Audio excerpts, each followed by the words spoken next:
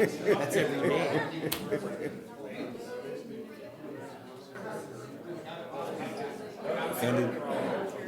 And it is. Geez, what the heck is this? I don't even have a coffee. Yeah. Ready?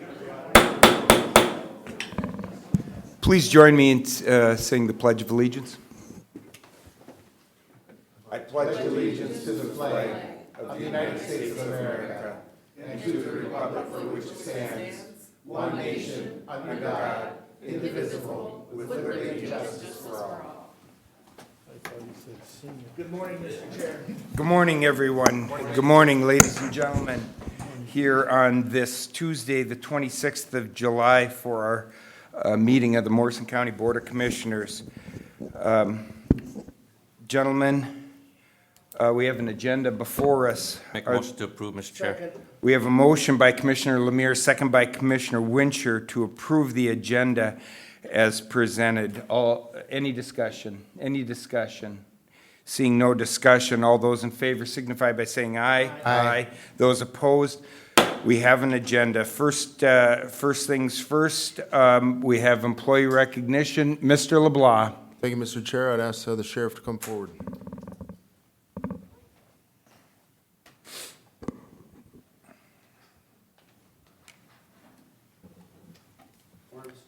Good morning, Sheriff Larson.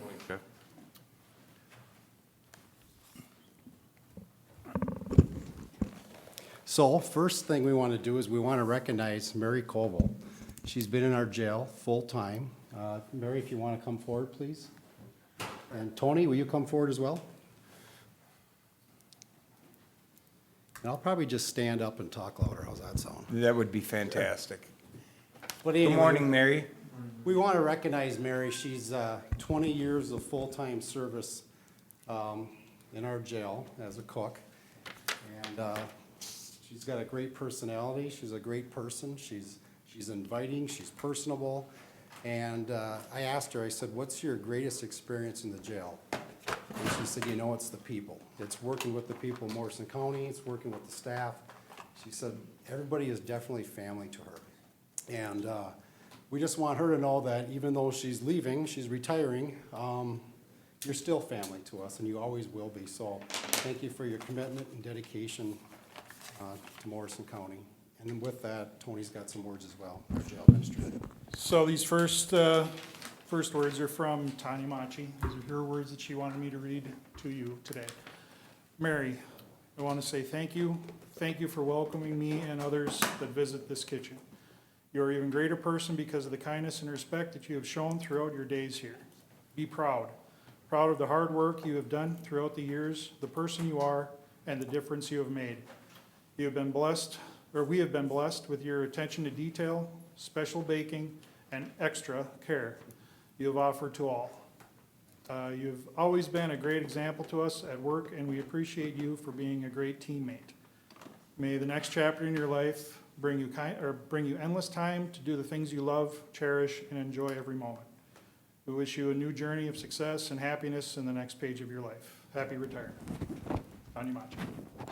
I'll just add that Mary's been known to bring in her own ingredients for for the jail staff on her own at her own expense, and sprinkles for desserts and amongst other things. But she's been wonderful, and we're going to miss her. Thank you. Thank you very much.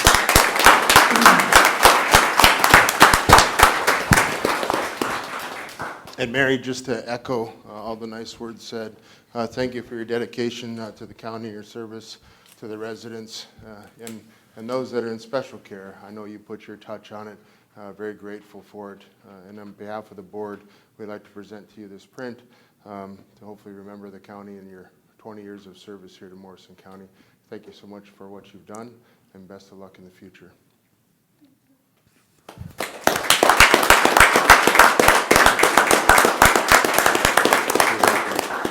The floor is yours.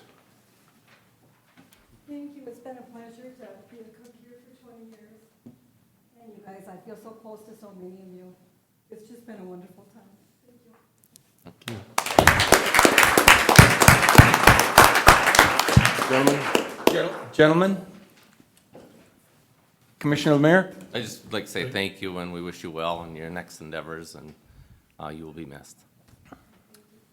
What can I say, 20 years, you know, we appreciate that service, and hope again, like our administrator mentioned, you have 20 more years outside the jail. The night shift will miss your cookies.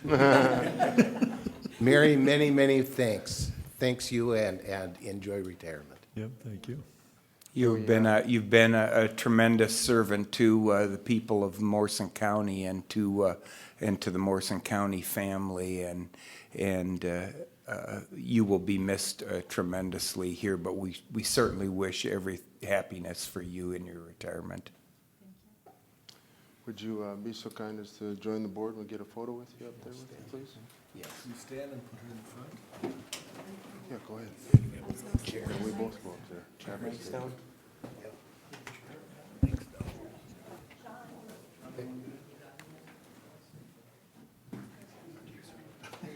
Get the front row, Oh my gosh, front and center? front and center. You're in charge of keeping everybody centered. You can walk. Yeah. All I do is get made fun of. You're fine, you're fine. Squeeze in. Yeah. Right there you go. I don't want to block anybody. He's being funny. And smile. I got it. Perfect. Again, congratulations. Thank you. Thank you. Yeah. Sean, just give me one minute here.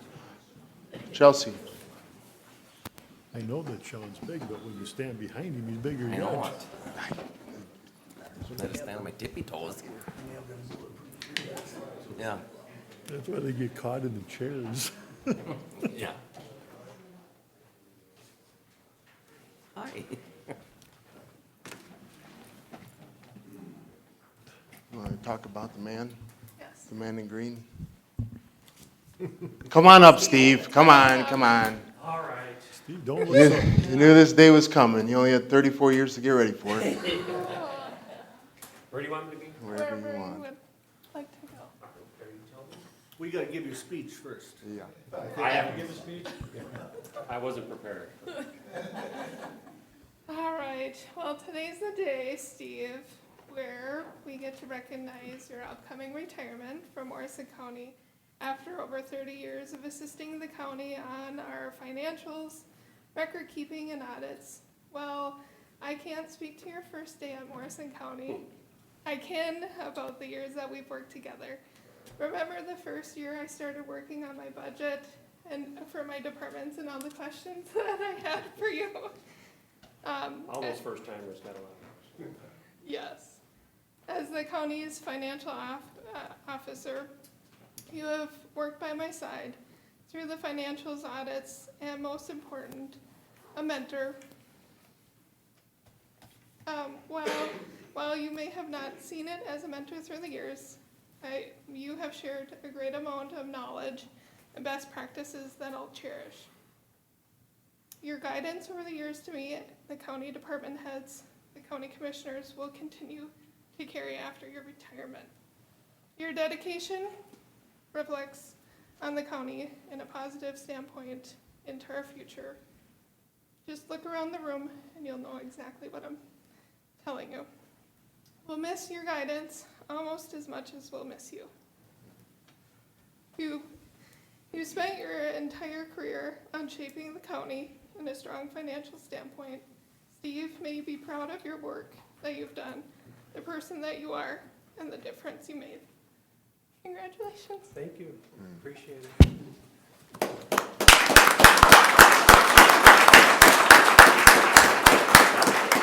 I have to pile on what our auditor treasurer already had said, but leaving the county in remarkable shape, Steve, you know that you had a lot to do with that.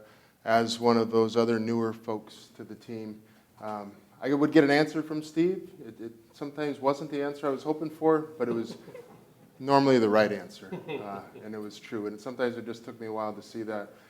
He's the only employee that's shared between two departments, or at least shared from administration, auditor, treasurer.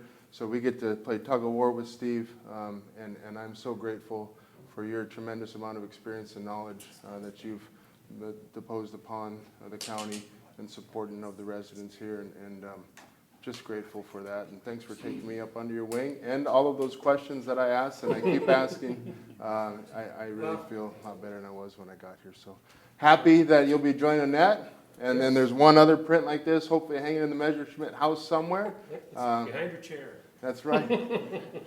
And you've earned this. You deserve this retirement, and we hope that you go and enjoy it. Gentlemen, any comments for Steve?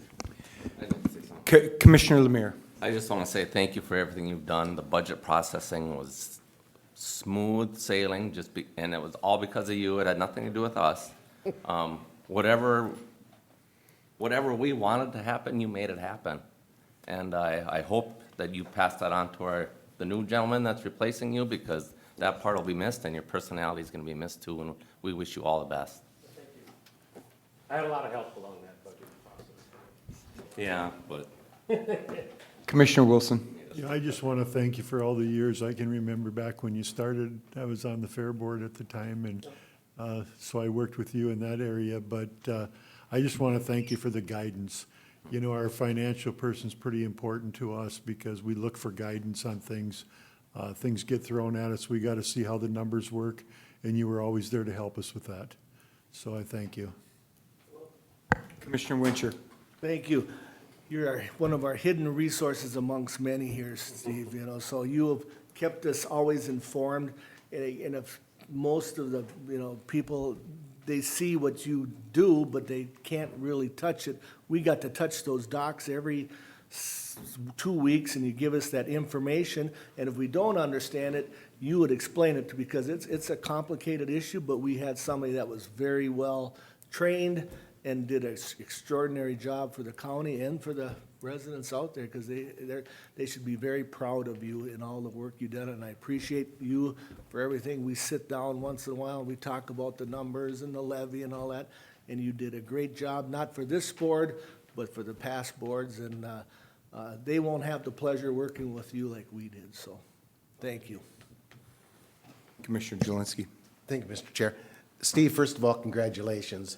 Secondly, I make fun of my country school arithmetic and mathematics, but having you on our side to explain my lack of mathematic ability sometimes has been nothing more than a pleasure. I wish you only the very best, and rock on, my friend. And Mr. Messerschmitt, when the word comes to me and all has been said about how you've helped this board and the staff here with the numbers and the budget, I can't really say any more to that. But I will say one thing, that as a man of such high integrity within this organization, and so highly respected by everyone within the Morrison County family, I can't understate how much you will be missed by the people here on the day-to-day operations here. Your professionalism and your leadership will be hard to replace, but that's the tasks that successors will have to take up. You are the consummate public servant, and Morrison County is a better place because of Steve Messerschmitt's 34 years here. Thank you, my friend. Thank you. Stephen, on behalf of the county and the Board of Commissioners, hopefully you find a place to put this. Thank you for your time. Thank you very much. Floor is yours, sir.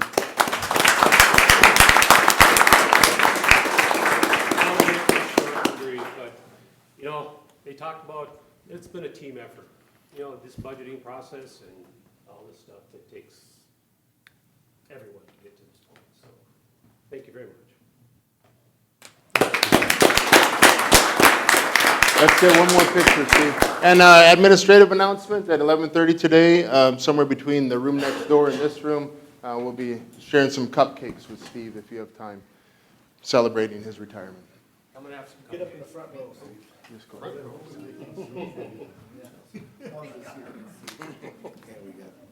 want to go to the other one? I'll stay on this side. Chelsea? Chelsea? Chelsea? I will hide Mike. Mix up those. Just a little. How much more? We're close. Steve, a little over. More? Just a little bit. Now we can't see Randy. There we go. Oh, now we're good. He's trying to hide. Everybody smile. Got it. Perfect. Thanks, All right, Steve. thanks, Thank you. guys. Miss you, buddy. Take care. Appreciate it. Thanks, Steve. Yeah, thank you.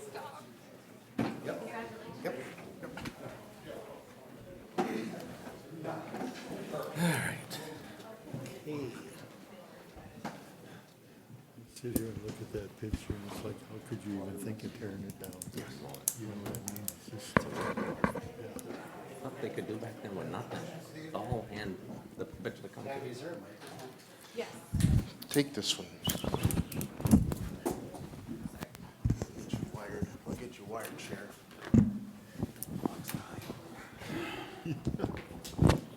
Thank you, sir.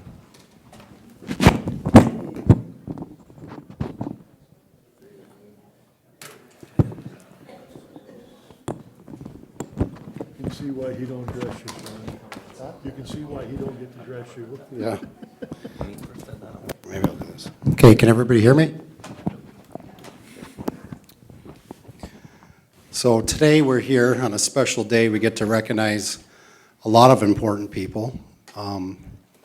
The main people are here in the front row. There was an ATV incident where it was a side-by-side Kawasaki mule, and it got a little close to the creek, and it ended up getting sucked in and tipped over on its side. And the two people directly affected by that are Jerry and Louise, who are in the front here. And don't mind me asking, but how long have you guys been together?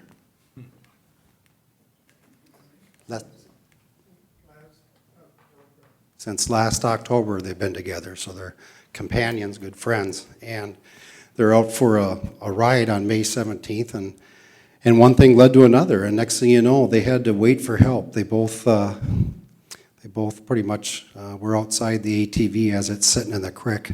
And we got a couple pictures that we'll display. This is the area that we're going to be referring to. It's in Lakin Township. It's off 98th Street, which is a dead-end road. And it's just right off of Sage Road. And you can see, if I can get this pointer going, there's a creek that runs right through here. And Jerry resides right at the end of the dead end here. And this road was washed out at the time. They had like a flash flood come through. And I was told, I think by Dan Starr, that the water was at least 3 feet over the culvert at the time. So they were dealing with cold water. They were dealing with a heavy current. And they pretty much had to hold on to each other and hold on to the machine for 2 to 2.5 hours before help arrived. And when I got the news about this story, I think Kathy contacted us from the first response team, LMB, and she told us about it, and she says, boy, we got a hero here. We have a hero in Louise. She pretty much held Jerry's head out of the water for 2 to 2.5 hours before first responders even arrived. So I took it upon myself to go out there a couple weeks ago and interview these folks. And what I learned is, holy cow, we have multiple heroes. Louise is telling me I'm not the hero. Jerry's the hero. He's the one who hoisted me out of the water up on top of the machine when it was sitting sideways. And if it wasn't for him, I wouldn't be here today. And then I start talking to them more in depth about the first response team that came, Dan Starr that came, and everybody else. So to do my due diligence today, I kind of want to tell the story. I have it all written out. I don't want to miss anything, even though I probably will. But I want to give credit to everybody involved. We have our dispatchers, we have the first response team, we have Mayo Clinic Ambulance Service, we have the DNR, we have one of our deputies. We got everybody that played a good part in this. So before I start, If you're present, just please raise your hand. Jerry?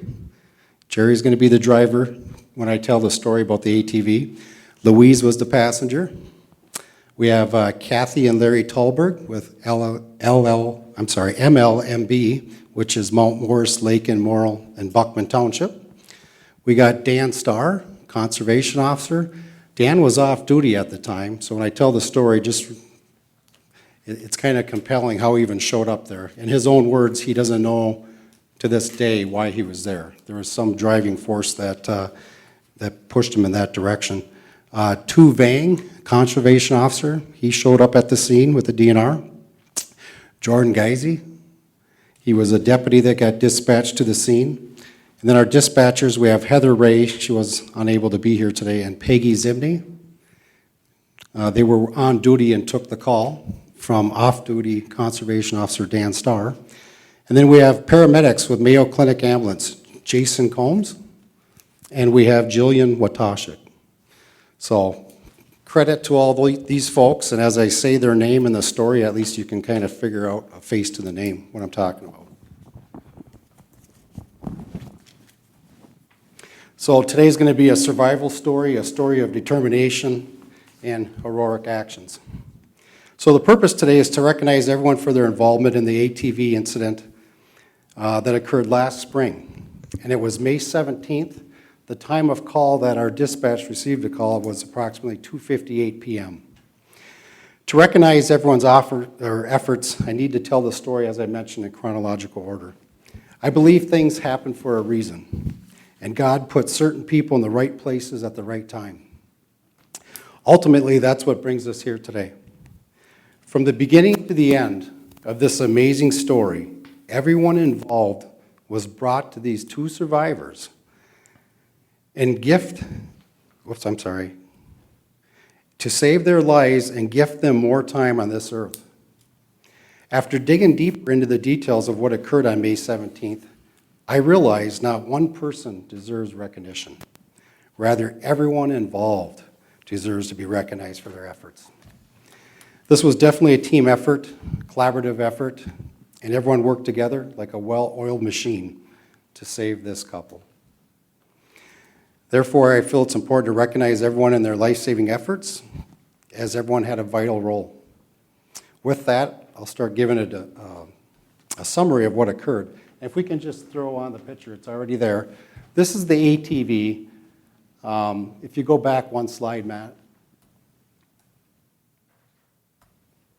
They were driving alongside the creek, and again, the road, 98th Street, was washed out, and that's their whole purpose, kind of driving around on this grassy area.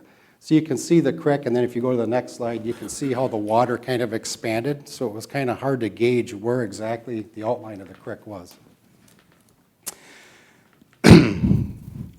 So Jerry and Louise, as I mentioned, are companions. They're on the ATV back on May 17th. I interviewed both Jerry and Louise a couple weeks ago. I was informed there was a lot of standing water at the time, and the road was washed out due to flooding. The water level was well over the culvert, and Jerry drove on the grassy area to avoid the washout areas. At one point, Jerry informed me he was driving near the creek in the field, and the side-by-side Kawasaki mule ended up in a low spot near the creek, and the cold water started coming inside the ATV, which pushed it deeper into the creek. The strong current eventually turned the side-by-side sideways into the creek with the side of the ATV facing upward. Once the ATV turned onto its side, both Jerry and Louise had to fight to stay alive. Louise was able to grab the steering wheel of the ATV, and she noticed that Jerry wasn't immediately visible. Louise tried pulling herself on the tire of the ATV, which was now facing upward because it turned sideways in the creek, to get out of the strong current in the cold water.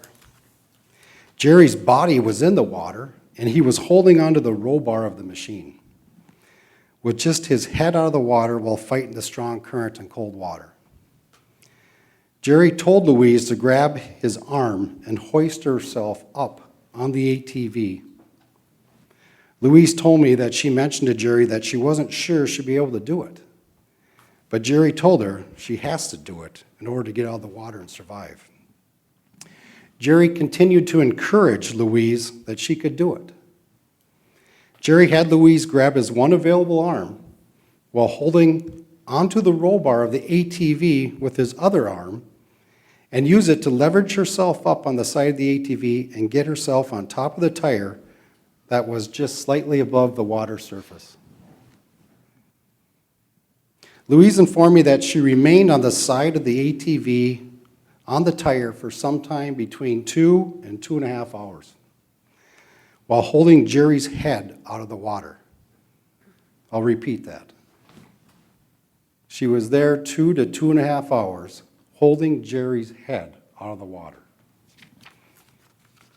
while he continued to hold on to the roll bar of the machine so he wouldn't get swept away from the cold water current.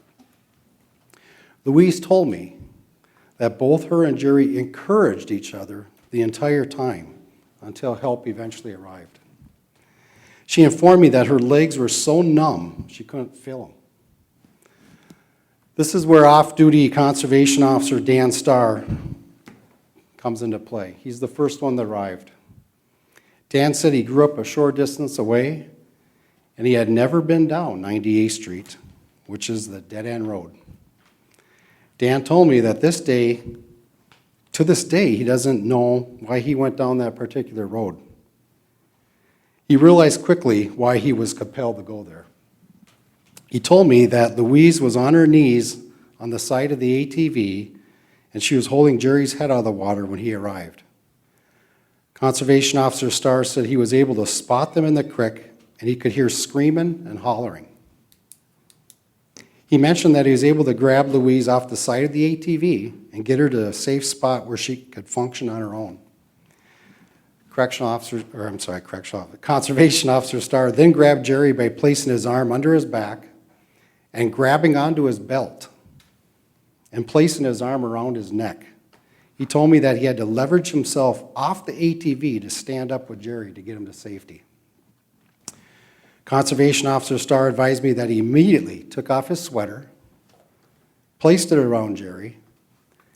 He mentioned that he was able to get both Jerry and Louise to the residence, and he told Louise to round up towels, blankets, quilts, anything he can get his hands on so they can start working on him, start warming him up.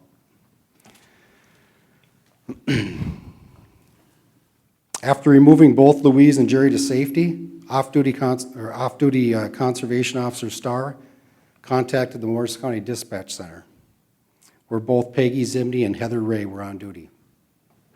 Both dispatchers did an amazing job by confirming the address of the emergency, paging out LMMB First Response Team, as well as dispatching our Deputy Jordan Geisy. They were able to get an update on Jerry's condition, and they remained in communication with Conservation Officer Starr. Starr informed dispatch that he was going to be moving Jerry, the victim, from the scene to the residence. Of course, this was broadcasted by dispatch to all the emergency responders to keep everybody in check as to what was going on. Dispatch continued to provide updates and coordinate the responses to emergency personnel as Jerry was hypothermic and emergency response time was of the essence. Dispatch continued to handle phone calls and radio traffic of related and non-related traffic while this incident was taking place. At one point, communication took place between our dispatchers and the State Patrol as the State Patrol dispatched on-duty Conservation Officer Tu Vang to the scene. Both of our dispatchers stayed calm and professional during the call. They worked together to ensure that all responding emergency personnel were updated with the vital information that was needed. Their experience and dedication stood out on this call. Now we'll transition back to the scene.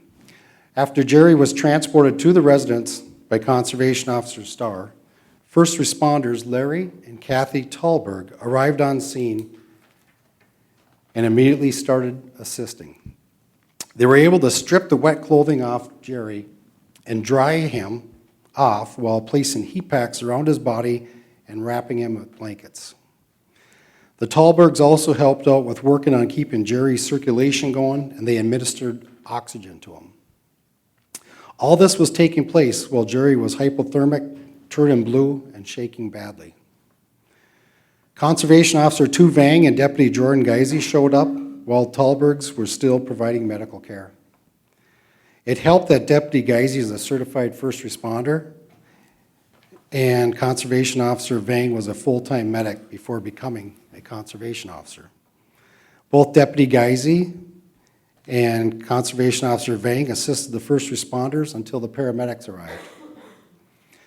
Conservation Officer Vang assisted by getting Jerry's vitals and blood pressure, which wasn't easy considering Jerry was shivering and clenched up because he was extremely cold. Conservation Officer Vang then started figuring out what Jerry's medical history was and putting together medications for the paramedics, as he knew this was going to further assist them and save time. Everyone present continued medical care on Jerry until the paramedics arrived from Mayo Clinic Ambulance. The two medics that were working that day and arrived on scene to assist were Jason Combs and Jillian Watashik. Upon arrival, both paramedics immediately placed warming blankets on Jerry and turned up the heat in the back of the ambulance rig. Warm packs were placed around Jerry's neck, his armpits, and groin area. A warm blanket was placed underneath and over Jerry as well to keep him warm.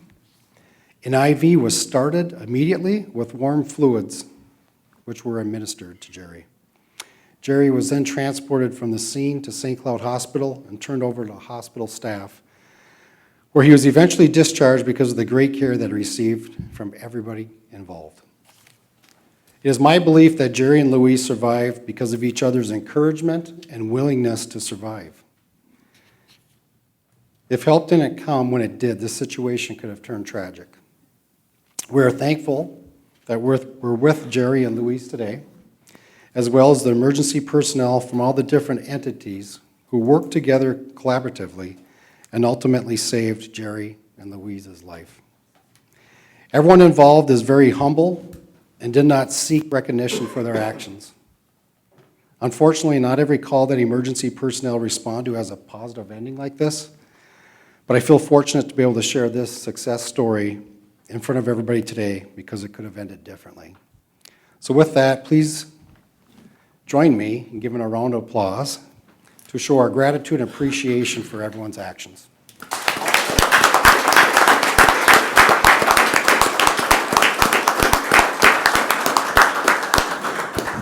And with that, I'm going to turn it over to our County Administrator, Matt LeBlanc, and we will call personnel forward and recognize them.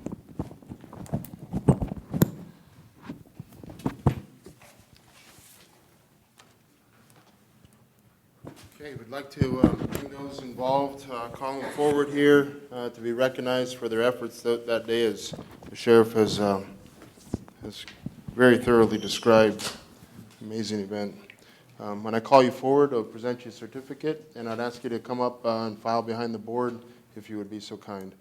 Jerry McCloskey.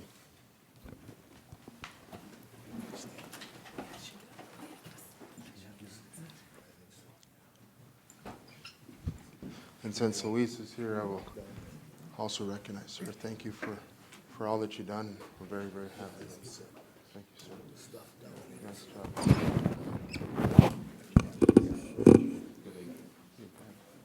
Can we get you up there? Is that okay? Okay. Louise, I'll hand these to you. Thank you. We'll put you right up in front of the commissioner, sir. Sure. We got two chairs for you, sir. Randy.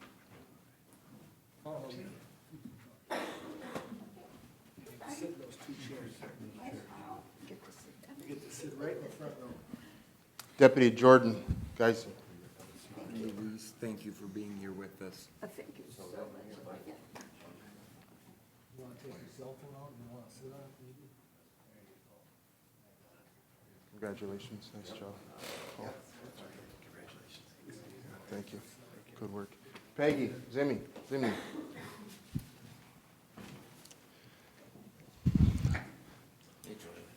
Thank you. Nice job again. Again. Heather Ray, not here, right? Okay. Kathy Talbert? You guys look so good up here, maybe we'll let you take over. And Larry. Thank you. Good that you're here, Jerry. Good work. Thank you. Good work. Thanks, Thanks, Larry. Appreciate it. Jason Combs? Thank you so much. Good work, Jason. Nice job. Jillian Watasha? Thank you for being here. Good work. Nice job. Dan Starr?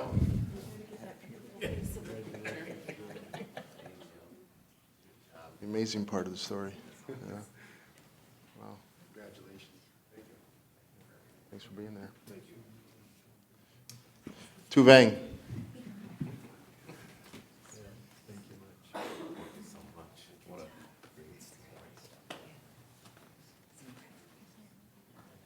Good work, too. Nice job. Please give these folks a round of applause.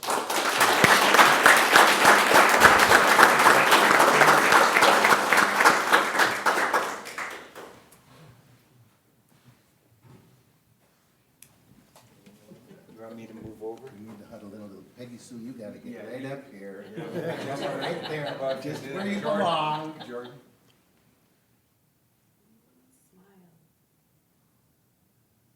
Got it. Perfect. One more time.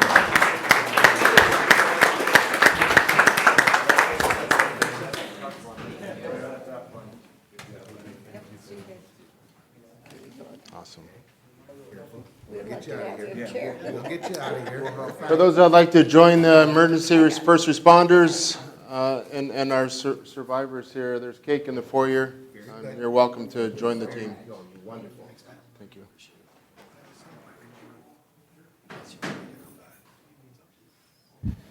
I think we're good. Okay, thank you. I'm good, thank you. Thank you so much.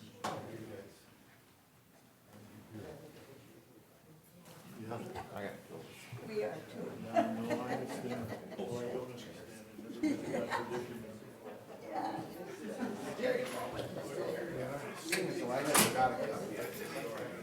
We're so glad things worked as they did. It's wonderful.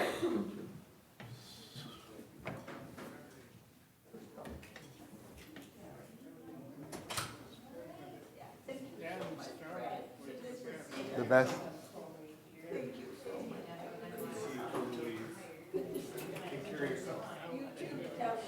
I will. I should have gave you a chance to tell everybody, but Not quite now. thank you, sir. She will now, yes.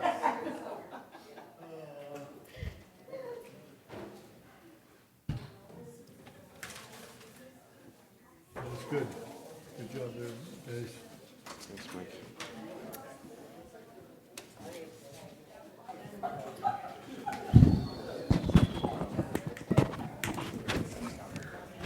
Oh, absolutely. Get everything solved in there? Yeah. Okay.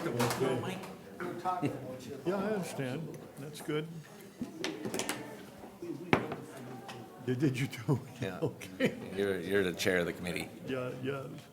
We're on to consent. No, thank you, Mike. Oh, that was a great story, man. That was a good. Gentlemen, after just a tremendously moving event we had there, we have to get back to, business here. And gentlemen, in front of us is the consent agenda. I ask if there's anything that any commissioner would like to have pulled from the consent agenda.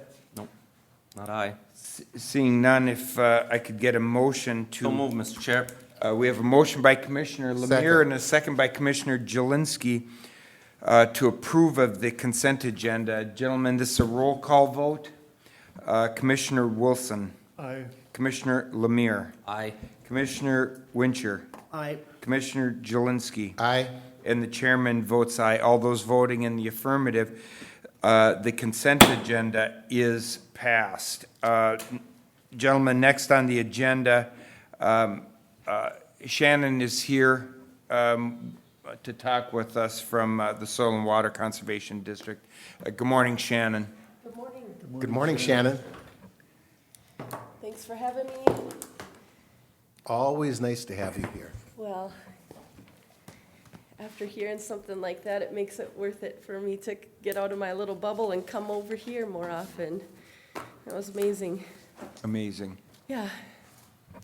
So, we had talked last week at the work session on the reason that I'm here today. So, just wanted to circle back around with those items.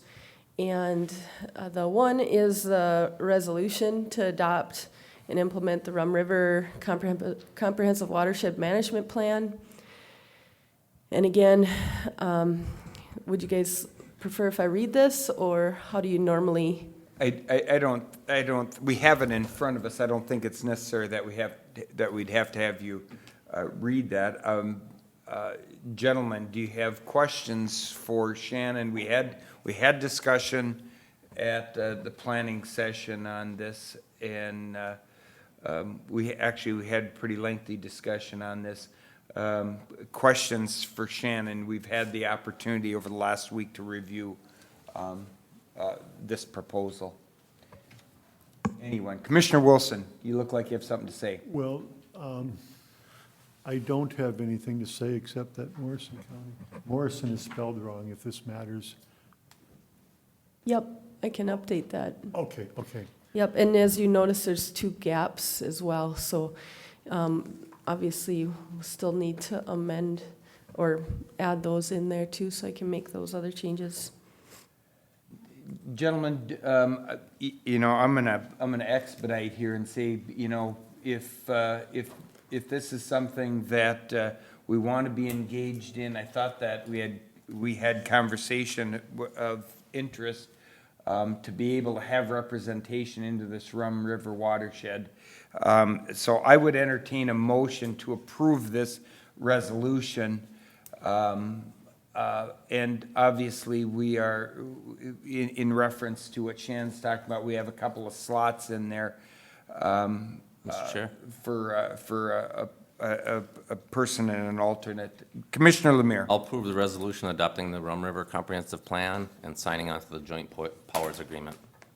Thank you, Commissioner Lemire. We have a motion by Commissioner Lemire. We have a second by I'll second it. Commissioner Wilson. Thank you, Commissioner Wilson. Discussion, gentlemen. Commissioner Wincher, thank you. Thank you, Mr. Chair. Anyway, we met Friday with the Soil and Water Board, Conservation Board. We discussed this again a little bit, obviously. Mr. Chair, we've had extensive discussions about this resolution, and I'm just kind of speaking for the people out there in TV land. This Rum River is, it's part of the change of our comprehensive watershed, which we just updated here probably in 2 or 3 years ago.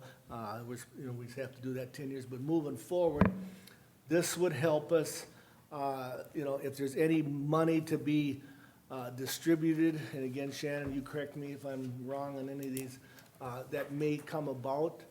This also gives, and again, thank you for Commissioner Wilson to be, he's always wanted to sit on this board, but again, we just, at this time, until we got to this place, meaning the Rum River One Watershed Board I'm talking about, we had Dale Shaw as our representative.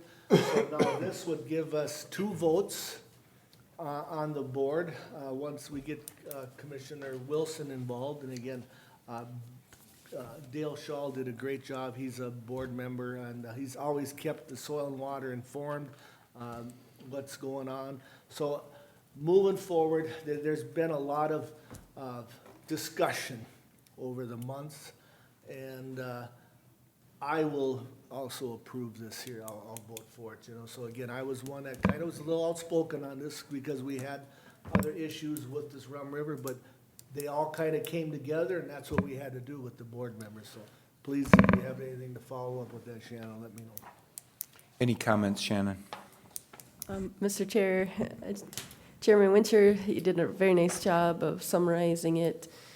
And for those out in TV land, the Rum River is kind of out in our very most eastern part of the county, actually where the incident that we just heard about was probably very near to, so. So Commissioner Wilson.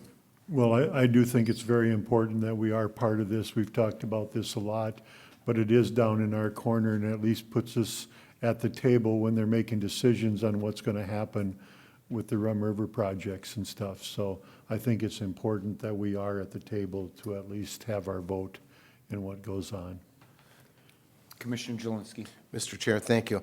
To echo what Commissioner Wilson said, not only will I approve this resolution, but it is with involvement and engagement that any of this stuff works.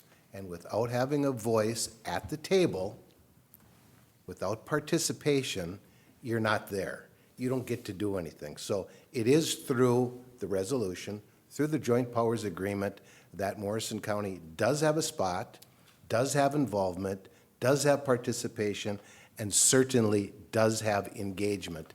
You know, there's a lot of things commissioners do, tons of things. What do you mean you're on a water board? Well, that's just another one of the many parts of engagement, of involvement that there are. So that's where I'm supporting this in full. Thank you, Commissioner Jelinski. Shannon, and correct me if I'm wrong here, but before we vote on this, would you like us to fill in those two blanks on there? And would the name of Commissioner Wilson and Mr. Shaw be the names that would be there, or would there be an alternate that would come from this board on there? What is your preference? So the Morrison Soil and Water Board has also passed a resolution. So if you want to designate an alternate from this board, that would be the appropriate thing today. The Soil and Water Board did approve an alternate for them. It's Scott Sayre, who's another one of our board members. So I would recommend Randy Wincher. He knows that area too and is involved with people down in that area. So if he's willing to do that, I would nominate Randy for that. Commissioner Wincher, can you help us out in that role? Happy to accept that, I say, Your knowledge and leadership in that, and you have the most experience in serving on the Soil and Water Conservation District Board there too. So then, Shannon, as I see it, then we would in the first, be it further, or in that would be the third, be it further resolved, we would list Commissioner Wilson as the standing representative and Commissioner Wincher as the alternate. Would that be correct? Yep. Very well. Any further discussion? Any further discussion? Seeing none, all those in favor signify by saying aye. Aye. Those opposed, motion prevails. This resolution is passed. Anything else that we can do for you this morning? Well, I was just going to leave these with Matt and Tabitha. We're holding a Soil Health Field Day on August 10th. I'd love to invite you all to attend. It's going to be at one of our board members' rented grounds by the Sobieski Community Center, Dave Hubner's. And if I may, Mr. Chair, to piggyback on Shannon. Go ahead, Commissioner Wincher. That, what day is that gonna be, Shannon, again? August 10th. August 10th. And this is gonna be by Sobieski, but again, we discussed this at the Soil and Water Board. Dave Hubner is gonna be the kind of the host of that, but there's so many different things that's going on there, and I would recommend this to anybody that could go there. I mean, they're doing show, they have Dave said that they're gonna cut into the soil where you can walk up, see the types of root systems. I mean, he was just filling us full of information. So again, I think this is a great thing that Soil and Water does, and any ag producers out there, I think would be very well, a lot of good information for them. So thank you for that. Well, thank you, Commissioner Wincher. We'll spread the word to our farmers and to others and to the public, and we'll hope for a great turnout there. I'm sure we will. Shannon, thank you so much this morning. Thank you. Thank you for your time. Have a good week. Thank you, Shannon. Shannon, I will not be able to make that. I'm out of town, so, Okay. just so you know, otherwise I would be. Thank you. And I can speak on that. Yeah, thank you. Yeah, Mr. Chair, the sheriff has yielded his time back to the board in appreciation for the opportunity to have the recognition earlier, to yield his time back and bypass his monthly report, but have it included into the board packet. Yep, so gentlemen, sheriff's report is part of your board packet for you to peruse. On the agenda, the Health and Human Services report. Good morning, Brad. Good morning, Mr. Chair, Jeff. Commissioners, and Sean let me know that, that's why I just came walking up, sorry. And that's totally fine, thank you. Today, the first report we have is on developmental disabilities case management. That's an important service to keep people in their homes, independent, self-sufficient.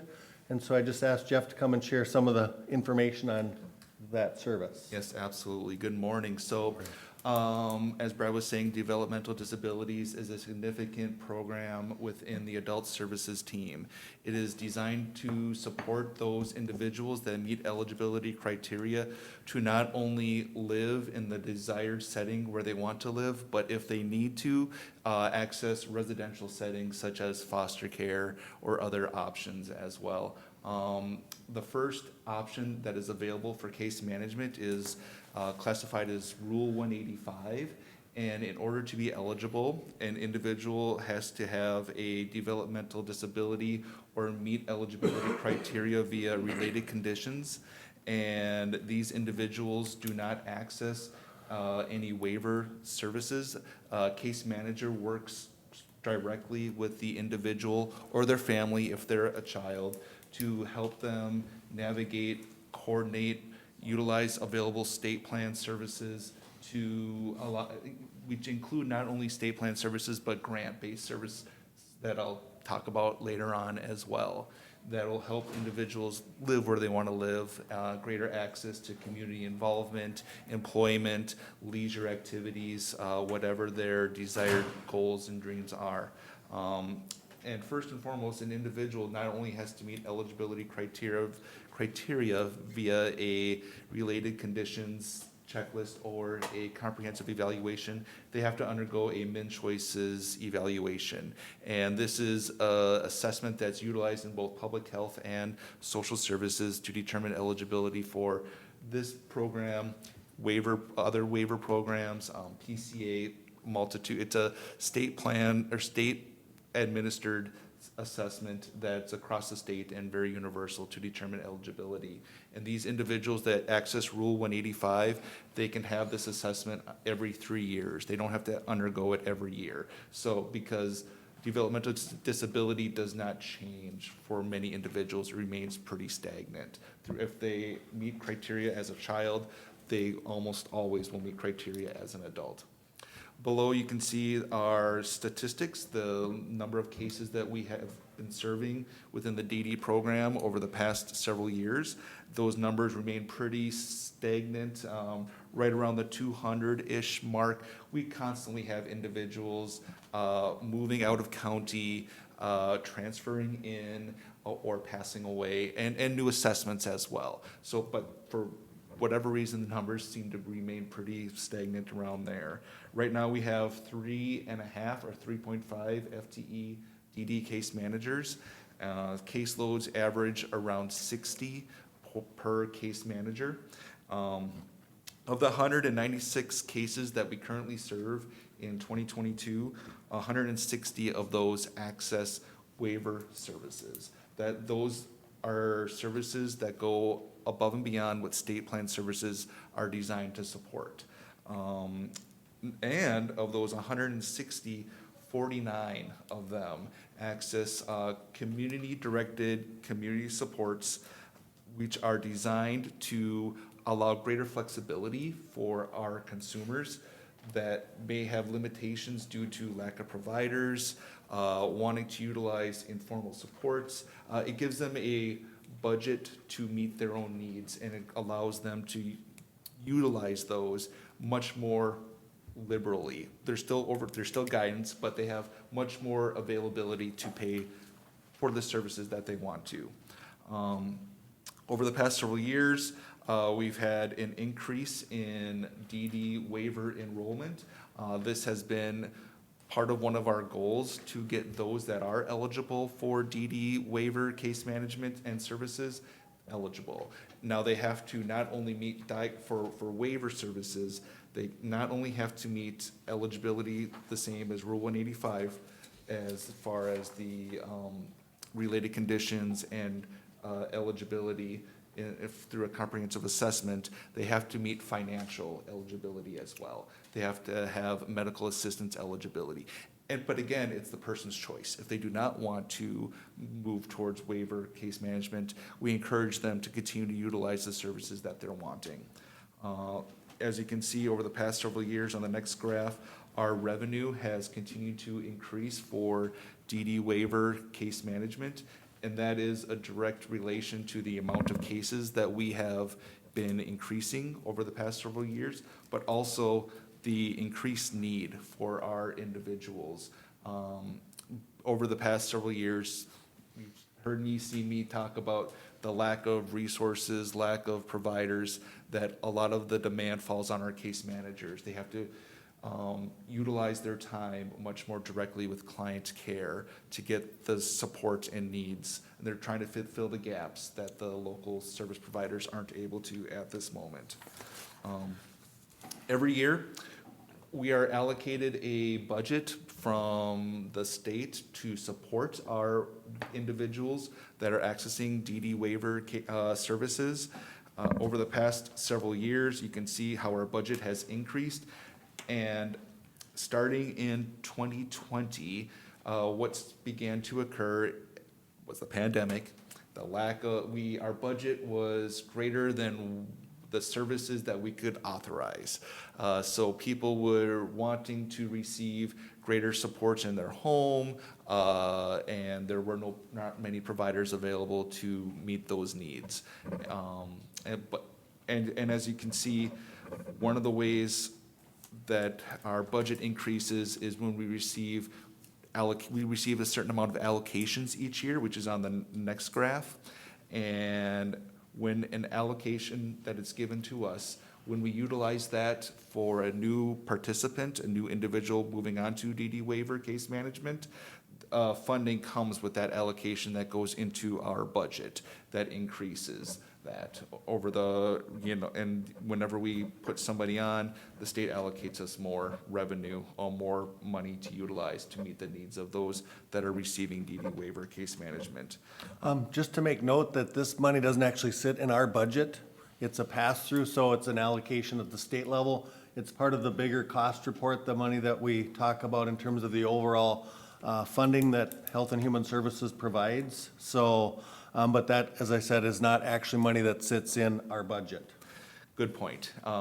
There's a system that we utilize that we enter in. It's called MMIS. It's an old DOS system from, I don't know, the 80s, whenever it was invented, that still works, still functions, that we utilize to allow providers to bill for services. One of our big goals has been to try to get as far upstream as we can with our individuals, whether it's mental health or developmental disabilities case management. And our numbers have been increasing on the population that we've been able to serve for the younger group, specifically the 7 to 13 and 14 to 21. There are times where our intake worker will get a call from an individual who's turning into adulthood, and the family's done a very good job supporting their child up to this point, and now they're faced with what next. We try to get in front of that to be able to provide greater resources, educate more, higher level of skills, so that person will be more successful in the desired setting where they want to be. One of the other programs that I had mentioned before is a grant from the state, which is called Semi-Independent Living Skills. This is designed to support those individuals that meet eligibility criteria that are not accessing waiver services, because can't access from multiple pots. You have to pick one stream or the other. And this is for those individuals not eligible for waiver case management. It's designed to provide them greater education on skills that we take for granted. Transportation, housing, medication management, employment, and this is a grant from the state that we receive every year. Now, one of the big changes was back in 2019, legislative changes to reduce our county share from 30% to 15%. So we'd have to use less county funds to support these skills for individuals. And at the bottom, you can identify how our skills participants have continued to decrease over the years. Again, trying to encourage individuals that meet eligibility criteria that want to access waiver case management, which is a more sustainable line of services to support these individuals where they want to be. So in a nutshell, that's our DD program. Questions? Gentlemen, comments? Commissioner Jelinski. Thank you, Mr. Chair. I think it was last week that I made some off-the-wall comment about nobody wants to be on welfare or something like that, or you don't get rich being on welfare. I thank the good Lord above that we have programs like this. I hate to use the term "these folks," but I'm going to say it, these folks. These folks are our brothers, sisters, relatives, neighbors, friends, et cetera, right on down the line. I'm absolutely thrilled that I can be part of an organization that takes a look and watches out for those people. And I mean that in all respect, please, and understand that I do. Wonderful report. I almost look forward to this report every year. And maybe that's a shame that I do, but the passion that you have for this, Jeff, is, and the team, so don't misunderstand again, to make something like this work is second to none. Thank you. That's all I have. Commissioner Wincher. Thank you, Mr. Chair. And you brought up an excellent point where this is mostly federal money, state money. It's not county residents paying this here, because it's in the millions, if I, You are read this correct. correctly. You brought up the comment, though, is that we're getting more money than we have clients, or however they, does that penalize the county then, because of the fact that if they give you $1 and you only spend 70 cents next time they look at it, well, we're only gonna give you 80 cents because you didn't spend the additional? They continue to provide us with the resources we need at this moment to support our individuals. Years ago, when I first came on, we would receive 0.1 allocation a year for DD case management, which is horrible. It left our case managers chomping at the bit to try to scoop up that available resource. And I hate this, when a person passed away, a person moved out of the county. The funds that we do not use, they get allocated to other agencies that maybe have that additional need. And at this, I haven't experienced where if we have the need, they will not provide that funding. Pre-pandemic, they actually did have legislation in place that if you did not spend 95% of your allocation, they would start to take some away. But we're all seeing now post-pandemic and just the workforce, so you have a budget of $1,000 and a lot of people aren't even using $1,000 because they can't get personal care assistance or other services to meet their needs. So, but we don't get penalized if we don't use all of our allocation. And as Jeff said, fortunate that they've opened the waiver so that anybody who's eligible can access the waiver and get the needed services to remain independent. And the DD waiver operates on a calendar year budget. Some of the other waivers are on a state fiscal budget, July to June. And the providers that we're working with, they have the ability to bill for over a year from the service that they've provided. And a lot of the rates of the services, they are determined at the state level. We don't get to say, you get $20 an hour for this service. Those rates are determined. There are some that are market service rates, and I'm getting a little into the weeds here, but like, for instance, transportation, which is a struggle, as we know, across the state. That service can be determined upon the region, the county, what that rate needs to be to meet the needs. And it's what it costs to provide that service for the general population. Commissioner Wilson. Yeah, I think services like this are very important. I mean, we talk it costs $14-15 million that the state provides us, but if these people weren't in their own setting, that would probably be 10 times that amount if they were in nursing homes and assisted living. So this program is very well used or attended, whatever, yeah. Further comments? You know, Jeff, you know, this kind of goes to that fundamental responsibility that we have within society, that we that we lend assistance and we take care of those people who are disabled, and it takes special people, I will say, to do that type of work. The question I had with, you had mentioned with the staff that you have about, caseload is about 60 per individual. So what kind of frequency do we have with contact between your staff addressing that caseload? Just curious about that. Absolutely. The minimum requirement for client contact with our case managers is twice a year. I will say that that is not the norm, that our individuals, our case managers are receiving frequent calls, they provide additional contacts, not only with the clients themselves, but with the providers that they're coordinating services with. At this moment, it's 2 face-to-face visits a year. Due to the federal public health emergency, that visit can be conducted virtually or via like Teams or Zoom or over the phone. Our case managers, I would say, are about 90 to 95% providing in-person meetings with our folks because that is what they want. That's the best level of service. Fantastic. Yeah. Fantastic. Further discussion, comments?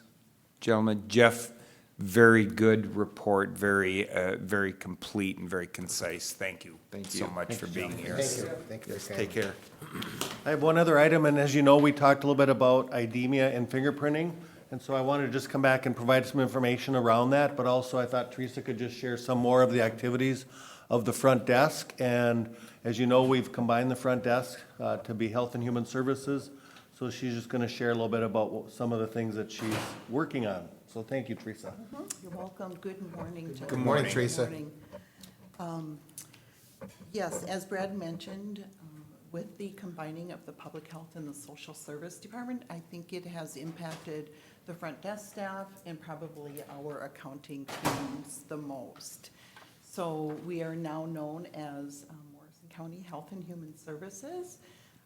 Within the office support team, we did have a retirement of a long-term staff member, and then the promotion to another position within our agency of another long-term staff member. So we have 2 new staff that are on board and are still in the learning process. So we are quite busy with the training process.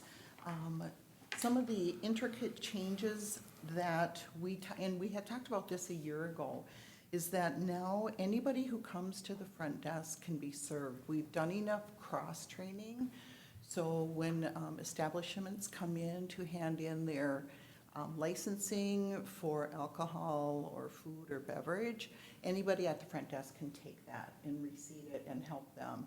And if we can't answer their questions, we pull in one of the public health staff. So cross-training for the public-facing WIC program, our plan is to have 1 more person cross-trained in WIC. In addition to that, we are going to bring a computer into our lobby area. Before the remodel, we had 2 computers in the public health lobby area, and I think public health had 1. So now that the COVID is kind of settling down, we're gonna bring back a computer into our lobby area. And the people that we serve really like that. They can print out their paycheck stubs. One of the new features we're gonna have on there for the WIC program is they can apply for WIC services online. So if they come into our agency and they don't have a phone or they don't have a computer at home, we will help them to get into the website to apply for WIC online. And we've also done a bit of cross-training in some of the areas that aren't so observant to people who come to our front desk, but with mail and so on. And fingerprinting, we had talked about fingerprinting in depth, and all staff are trained in fingerprinting with the exception of our 2 new staff. The new staff have to go through they have to go through a BCA background check, hard fingerprint cards. So all of that is in process for the 2 new staff. But all other staff are able to complete fingerprinting activities, and all staff are trained in entering our financial assistance applications, which is important. When an application comes in at the front desk, they take top priority. We need to get those entered into the appropriate systems and onto the workers so the workers can determine eligibility. Getting back to fingerprints, the next slide is kind of a snapshot showing when we started doing fingerprints in 2018, all the way through when it was stopped in March of 2020 because of the pandemic, and then it started up again last September.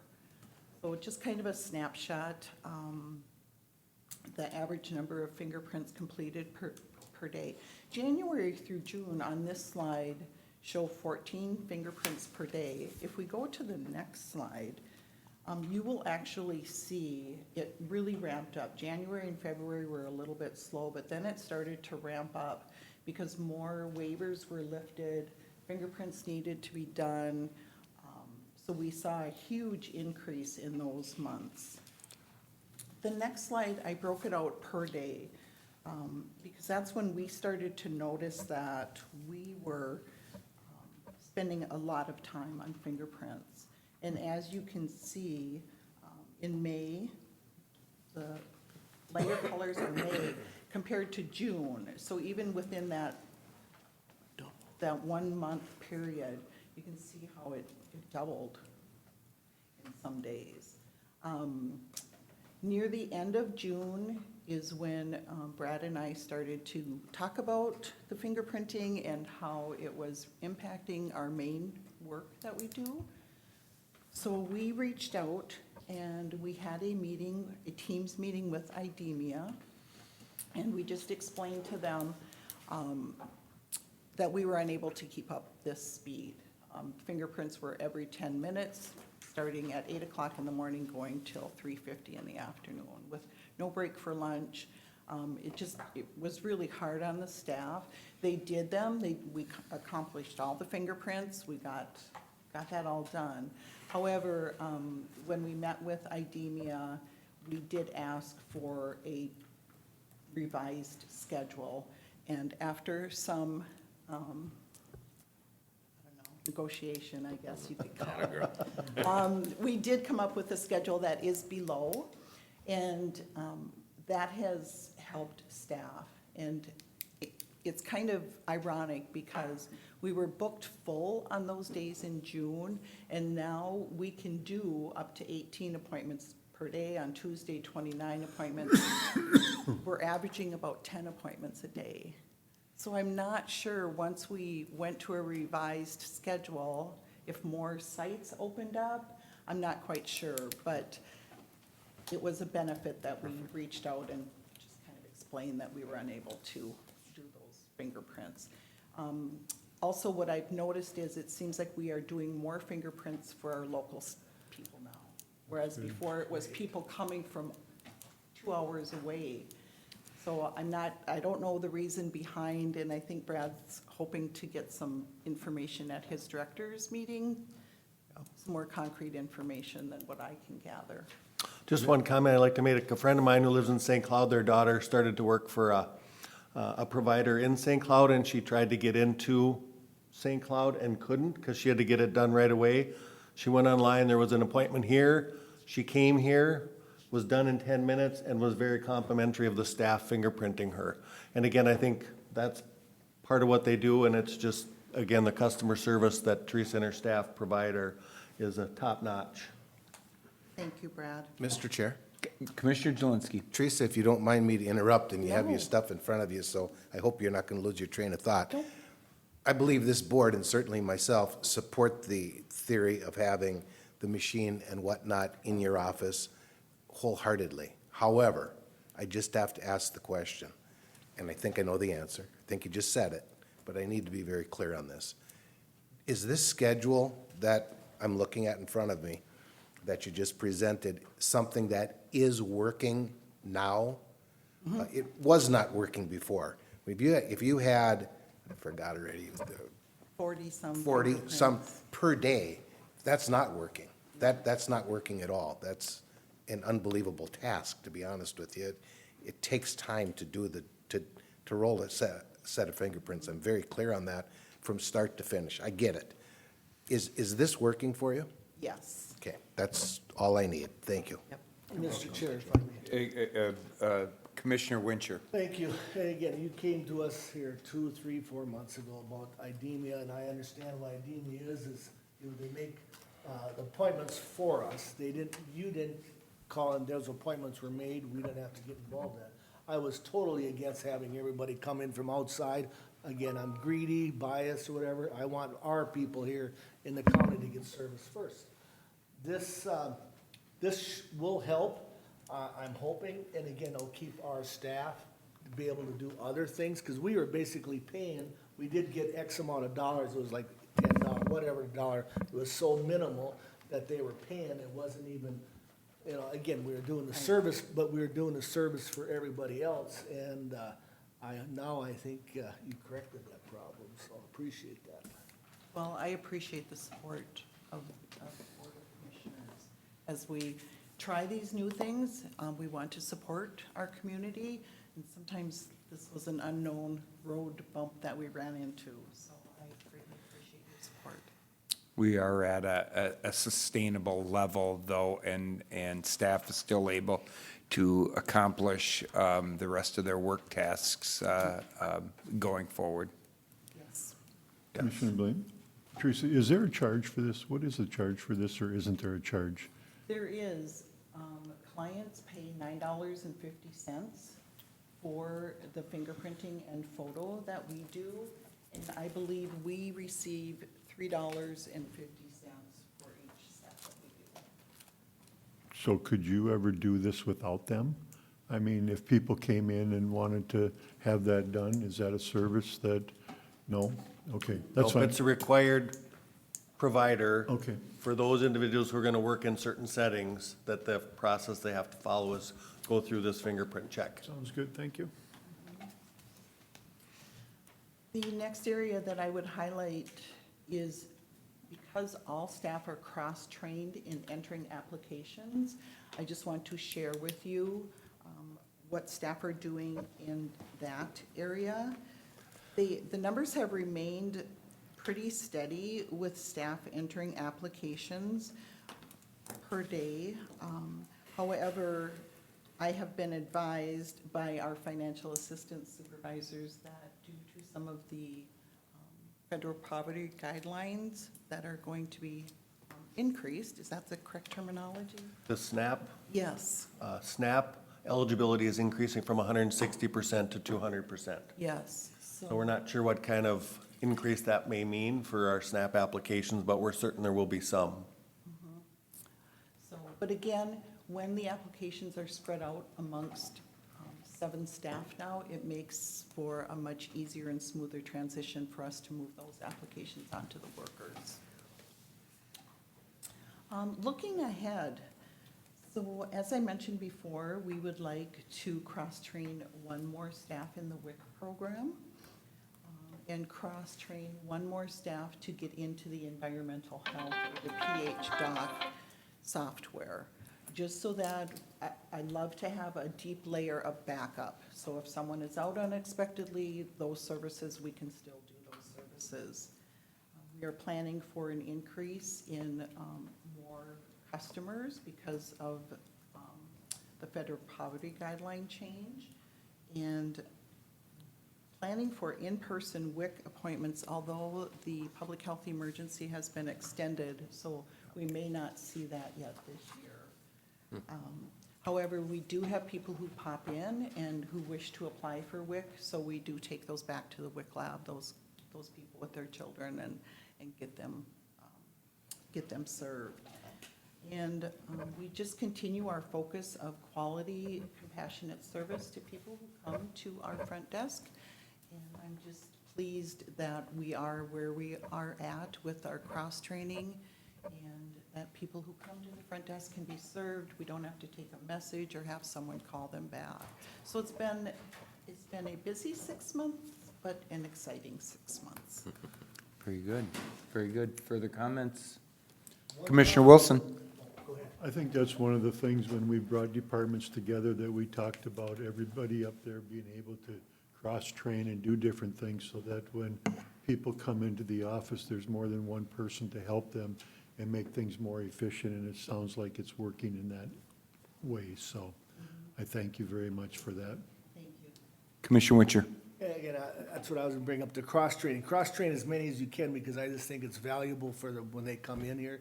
So if this person's not there, again, I know there's a lot of information between public health and social services, and veterans are, in the same department. But again, that little bit helps for better services that we can provide, so thank you. Teresa, her staff have done a great job, and I appreciate Teresa and all the hard work she puts into supporting her staff. Fantastic. All right. Thank you, Teresa. Yes. That's all I have today. Thank you, Have a Brad. good day, Commissioners. Thanks, Brad.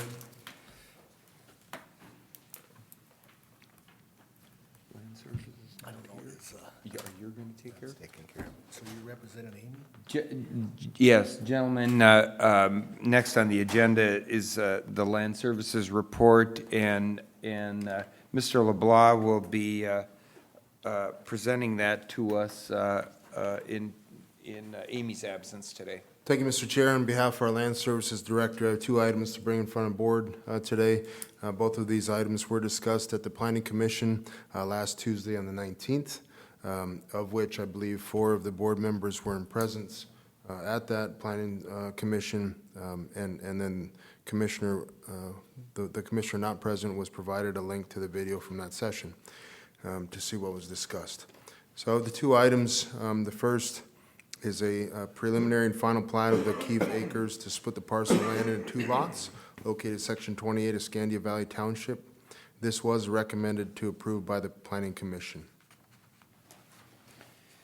Mr. Chair, I make a motion to approve. Second. We have a motion by Commissioner Lemire, a second by Commissioner Jelinski to approve of the preliminary and final plat of the Keith Acres. Discussion. Any discussion? Seeing none, all those in favor signify by saying aye. Aye. Those opposed, motion prevails. Thank you, Mr. Chair. The second item is to consider the rezone of a portion of a parcel from commercial to agriculture for the purpose of future development located in section 19 of Scandia Valley Township. The Planning Commission recommended a disapproval of this request. Mr. Chair, I'll move on this for further discussion. Second. Uh, Sorry. So we have a motion by Commissioner Jelinski and a second by Commissioner Lemire. Commissioner Jelinski, you're moving to disapprove of that, or? I kind of sort of am. I would like to discuss it. Okay, so we have a motion and a second by Commissioner Jelinski, correct? Or I mean, by Commissioner Lemire. My motion would be, Your I think second. our motion should be in the positive, and then if you determine that you don't want it to pass, then it's a negative. So Fine. my motion was to make a motion to approve. And That's your if I second. may, That's Mr. my Chair, second. And all that's these fine. motions that we're making doesn't mean you disapprove or approve. It means that we have to make that motion to have the discussion Yeah. and correct. I just think they should, every motion should be in the positive. What it is. Yep, I agree. And if I may, Mr. Chair, in your packet, there are 2 resolutions. The first resolution is to approve the rezone request. That would be inconsistent with the recommendation of the Planning Commission. If the board chooses to approve the rezone, it would take a supermajority vote, 4-5, to pass the approval. That is the first resolution that is in the agenda, if you would consider that. Or the second resolution would be to concur with the Planning Commission's recommendation of a disapproval, which would require a majority vote, 3 of 5. So they're both there, so maybe you want to choose which to. And before we go to discussion, gentlemen, I'd like to ask for clarification. So Commissioner Jelinski, you made the motion, and your motion would be to approve of that rezone of that property. Correct. I made the motion for further discussion. That's correct. Thank you, Commissioner Jelinski, and Commissioner Lemire, I assume you concur with that, as you had stated. Absolutely, yes. Thank you, Commissioner Lemire. So we are talking about the first resolution as stated by Mr. LeBlanc. Gentlemen, thank you. Discussion. Commissioner Jelinski. Mr. Chair, thank you. I rarely speak ill of, and I'm not speaking ill of, I rarely disagree with the Planning Commission or the Board of Adjustments. In this case, I ask for further conversation by this board, maybe to convince me that I'm on the right page or that I'm on the wrong page. As we know, this was voted upon by the Planning Commission, voted down on a 3-2 vote. I was not clear as to why it was voted down. Very clearly, it was 3-2, and I'm fine with all that. I would just like to have the conversation as to, is there as much of a reason to support the resolution as there is to deny the resolution? I'm looking at this and I'm saying to myself, I did hear the comment by the Planning Commission to say, well, this could be construed as spot zoning. And I agree with that. If it was business, business, business, whoops, residential, business, business, business, but that's not the case. The case is that there was 2 individuals here, as I recall, that wanted to split this property, and their purpose was to build a home on each piece of property. And I just didn't see a reason why it wouldn't go through. So that's what I'm looking to this board for discussion. And maybe, again, perhaps I'm on the wrong page, but I would like to have a conversation. Commissioner Wilson. I have one question for them, if I may ask. Is this property where those 2 for sale signs are, or is it north of that? Isn't there 2 for sale signs along the highway there? There's 4 there. We have further down. It's so right after ours, it's zoned agricultural, it's wetland. Yep. Okay. And we're just on the edge of the wetland because they were saying that the water table would either support residents or business. But they felt that it would support residents better because you don't need as much to change for a resident. I know, I drove up there and took a look at the property. That's why I asked the question, to make sure I was at the right property. And, you know, I've sat on these zoning boards before when we've set up the maps, not necessarily for the county, but city of peers, where we take a map and we look at things and we look at what looks like it would be commercial property, what would be residential, what would be agriculture. And this is one of those areas that I think when we look at things for the future, we look to see what might possibly happen here. And by what I see up there, I look at the property that I don't think housing would be a problem there, because I don't think it's gonna fill up with commercial. It's been there a long time. And I think, if I'm not mistaken, there was quite a few letters that went out to people, and I think there was only one response by the person right next door, and that really wasn't not to do it. It was, if you put your driveway in or whatever, that you don't flood me out. And I think that these folks have, if we would approve this, I think they have some other hurdles they need to go through with soil and water to make all these things possible. So I feel like I'm going to support this project because I always remember when somebody told me when we deny something, sometimes that raises his taxes because there's not another piece there. And I usually don't use that as a piece for discussion, but when I put everything together, I can't see why I don't want something there that helps the tax base and bring things down. And I look at the commercial, when I look at spot zoning, that's one area that when things don't start to get developed, you know, we may even rezone that someday if we take a look at that through our things. But that's why I'm going to support this, for those reasons. Thank you, Commissioner Wilson. Commissioner Wincher. Thank you. Again, based on the information that, obviously, we have no conditions here because it's a rezone. You cannot condition anything here, so if somebody's saying, well, why don't you condition it for this? A rezone is a rezone, and that's what we have to look at.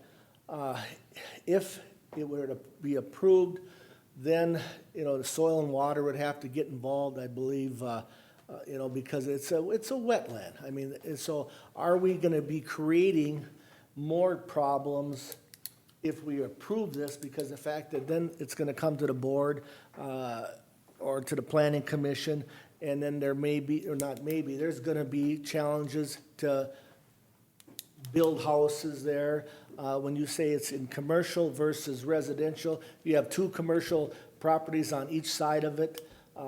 And again, in the, I don't know, not in our ordinance, but it says a couple things in there. One is it's gonna change the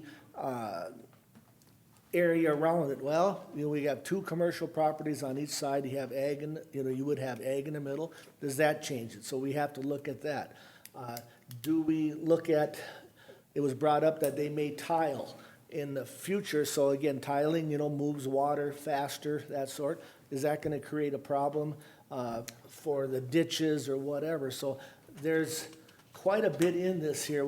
And personally, neither one of them fit in this area, you know, because it is wet. I mean, there's no question about that. How it became commercial is beyond me. That's another story. But again, now are we gonna, you know, it brought up that we changed something, we gotta look down the road. So are we gonna just create another problem by allowing this to be rezoned? I don't know. I still haven't decided one way or the other. Thank you. Commissioner Lemire. Yeah, I'll be supporting this also. Half the property is already zoned to agriculture, so making the whole thing agriculture isn't, in my opinion, considered spot zoning. Property was soil tested for type 1 septic systems, and it's approved for type 1 septic systems. The available dwelling density will accommodate 2 dwellings.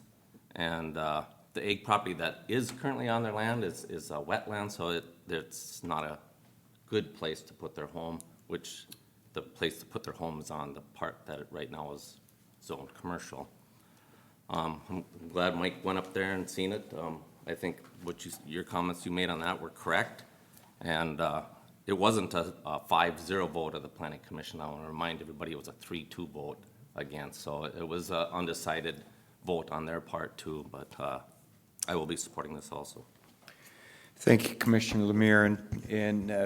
And gentlemen, I have to concur with a couple of points that Commissioner Lemire made too, that I did not agree with the comments by the Planning Commission that this was spot zoning, because as Commissioner Lemire correctly pointed out, that part of that parcel there is already zoned agriculture. So I can't see how this could be considered spot zoning. But I think the other part of this is to not allow this rezone to happen, then basically traps the owner into owning a piece of property and paying taxes on a piece of property that county government is not allowing them to do anything with. And I'm not willing to sit here and not give them the opportunity to develop a piece of property that they've made the investment in. They have no guarantees that they can, that they will be able to maybe jump through all the hoops and hurdles that may come before them in trying to accomplish what they desire. But I'm not going to be the one to stand here and say, I'm not going to at least give you the opportunity.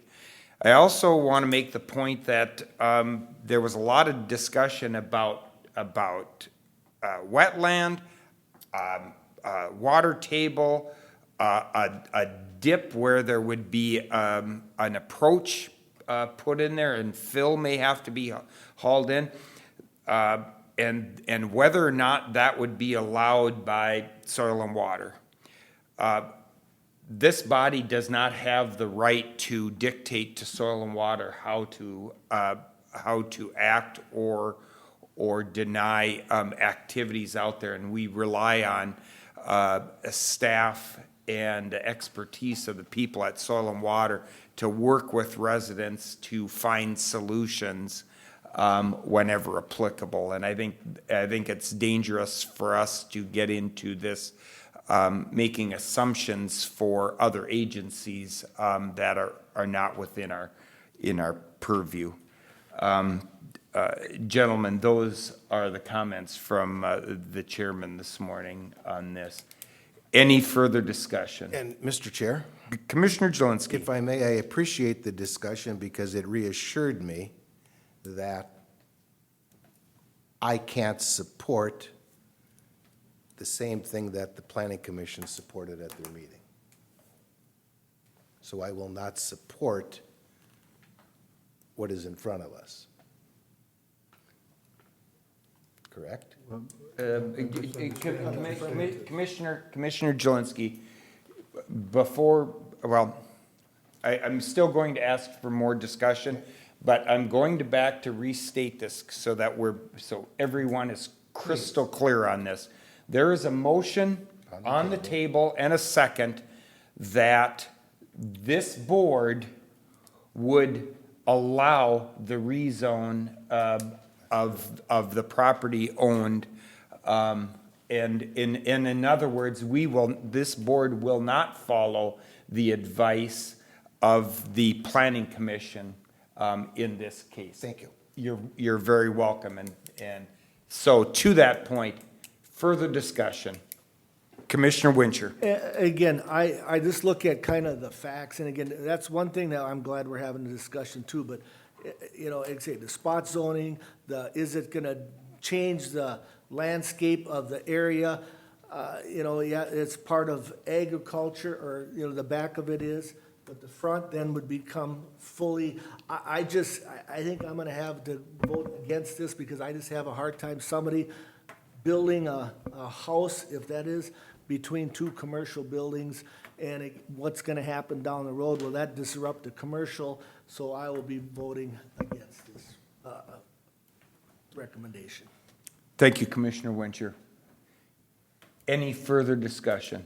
I just want to add that I believe this parcel is like 39 acres, if I'm correct. Yes. Mr. Chair, would you like to see Mr. the LeBlanc. imagery of the location being talked about? I don't think that would hurt. Thank you, Mr. LeBlanc. And I appreciate that. And if this is turned down, this part, the rest, the back half is still agriculture, and they could develop that if they would desire. It's just that not the front part of it. I believe that's how that works on this. They could redo that. So I think they'd have access to the east side on that ag parcel if they would like, so. And the parcel in question, gentlemen, is 290224000. Thank you.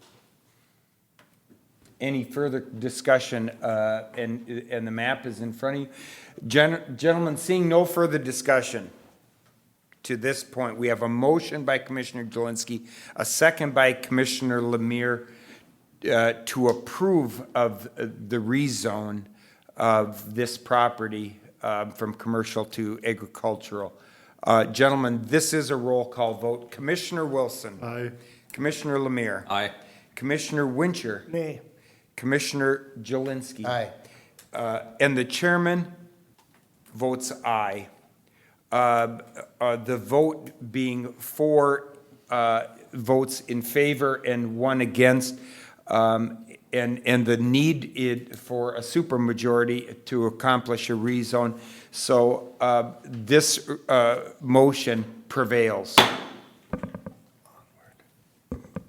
Great discussion. Yep, thank you, and thank you for your input, gentlemen, on this. Do we have anything else from Land Services, Mr. LeBlanc? We do not, Mr. Chair. Gentlemen, at this time, I think it's fitting that we take about a 5 or 6 minute break here before we Wouldn't we, continue. Jeff? That's exactly right. Why wouldn't we? Well done on my Okay. coffee, and now it's time to get ready. That got approved.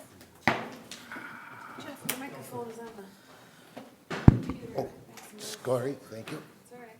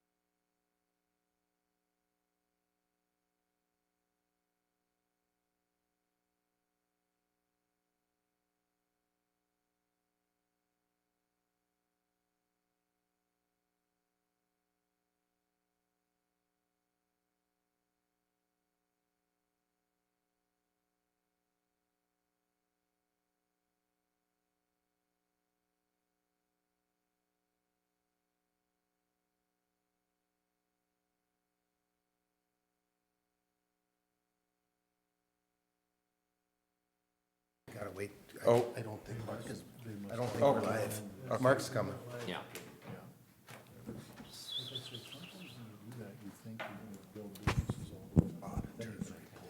I mean, they probably did that all along. Gentlemen, we'll call our meeting back to order here. And next on the agenda, Chelsea is here with the mid-year report for us. Good morning, Chelsea. Morning, gentlemen. Good morning, Chelsea. Can you believe it? We're already through half of the year. So I just thought I would give a standpoint on our investments and where our portfolio is. On the next screen, you'll see our second quarter banks, cash and investments. This is a report that you see every quarter.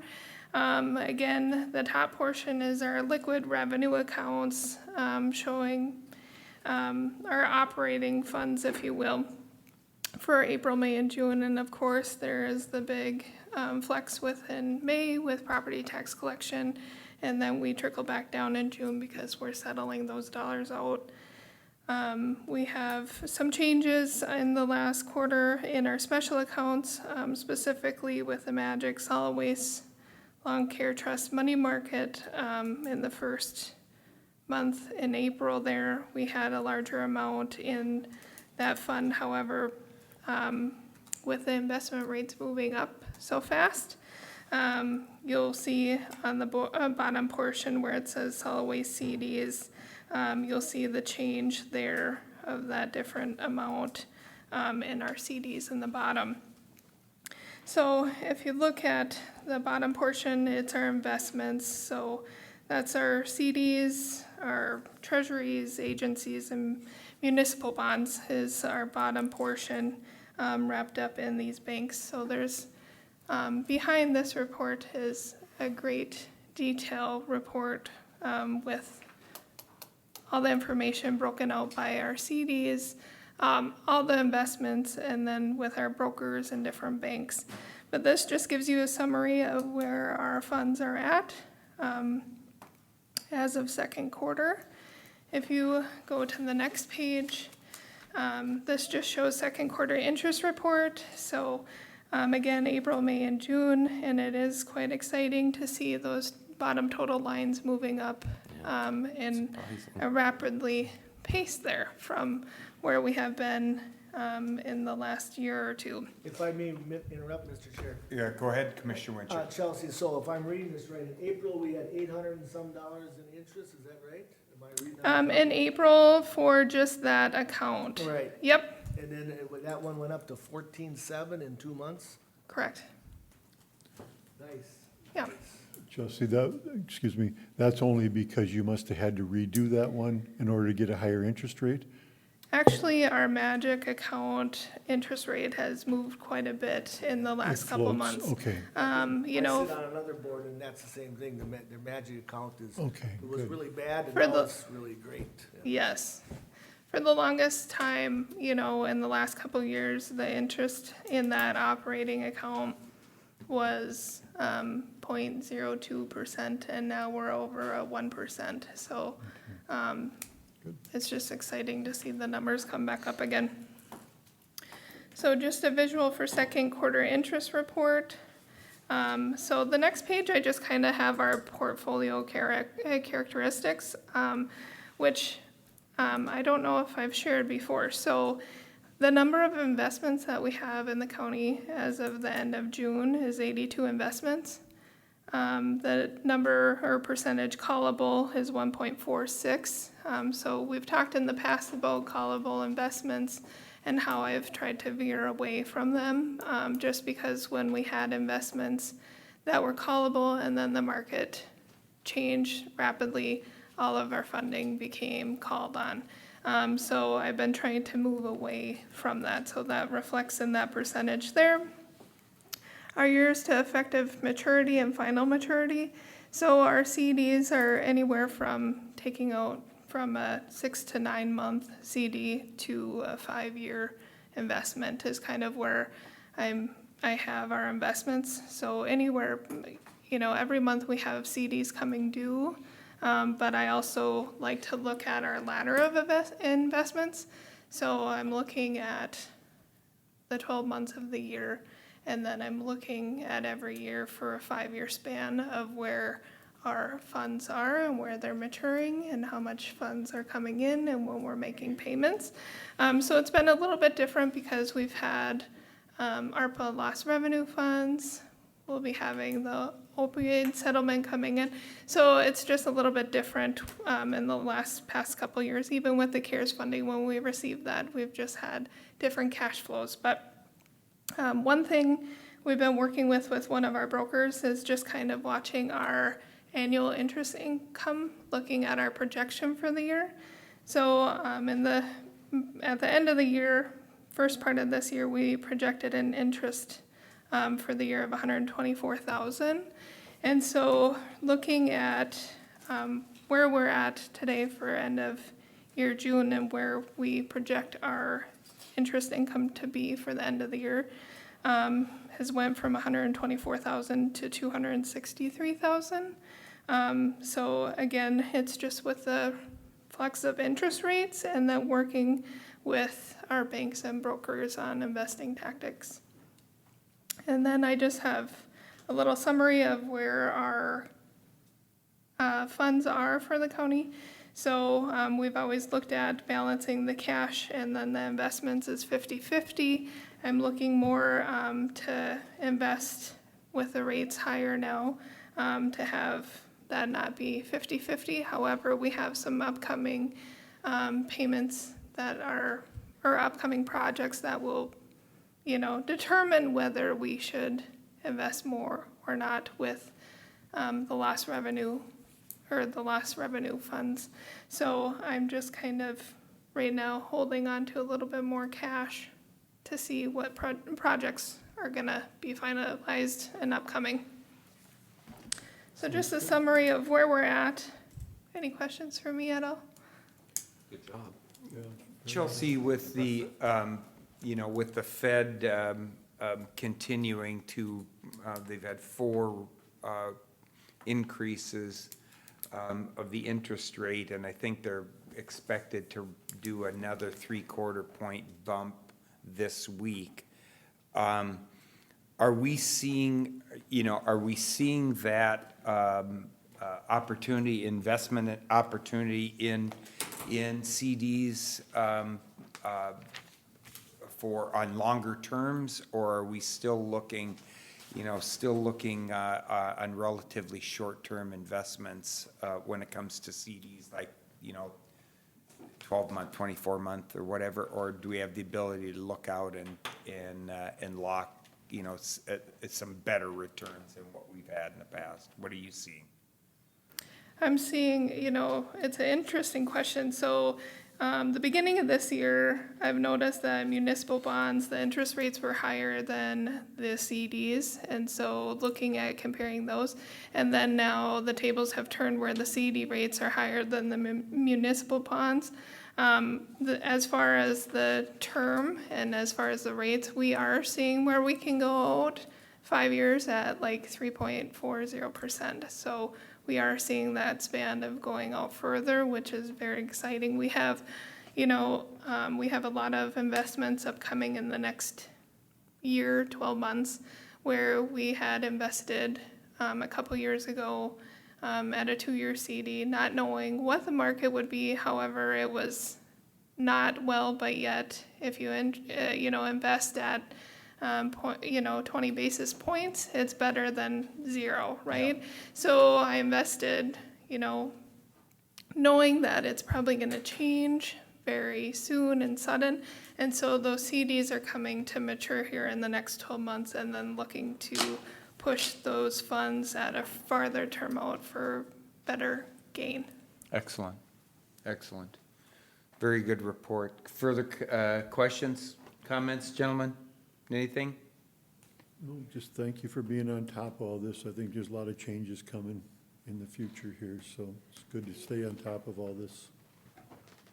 I have to say, this is probably one of my favorite parts of my job is this, so. Well, you're bringing us some pretty darn good news here when we look at the opportunity to basically double what we expected our interest earnings to be, if that holds true by the end of the year. And I think it's possible we could even exceed that here if things keep going the way they are. So a very good financial report for us today. Thank you. Thank you. That's all I have. Thank you. Thank you, Chelsea. Thank you, Chelsea. Gentlemen, I look to Mr. LeBlanc for our administrator's report. Thank you, Mr. Chair. I would ask first that the board allows us to move into a closed session after our committee reports to discuss negotiations process and where we are today. And then I would ask for the opportunity to move into a closed session on August 2nd following planning in the event that further discussion is needed on negotiations. But recognizing that this is a board, this is the time for me to bring that forward, not knowing whether or not August 2nd closed session will be required. Okay, very well. Gentlemen, we'll do schedules quick here, and then we will move to closed session. Commissioner Jelinski. What dates are we looking at? Oh, I'm sorry, dates, July We'll- 31st. we'll go July 31st to August 13th. Mr. Chair, starting on August 2nd at 8:30 in the morning, we should have a planning meeting. At 5 o'clock or 6 o'clock that afternoon, we should have a Planning Commission Board of Adjustment meeting. On Thursday, the 4th of August at 10 o'clock in the morning, I have a virtual meeting with the State Emergency Communications Board, the Legislative Committee. On Friday, the 5th at 8:30 in the morning, we have a Public Works Planning meeting. On August 9th at 9 o'clock in the morning, we have a county board meeting. That's also primary election day. And at 1 o'clock that afternoon, I have a Towards Zero Death meeting, and that is here in the Government Center. On the 10th at 8:30 in the morning, there's a department head meeting. I do not have a time for the field days. 9 o'clock in the morning, there's a field days deal in conjunction with Dave Hubner out by Sobieski.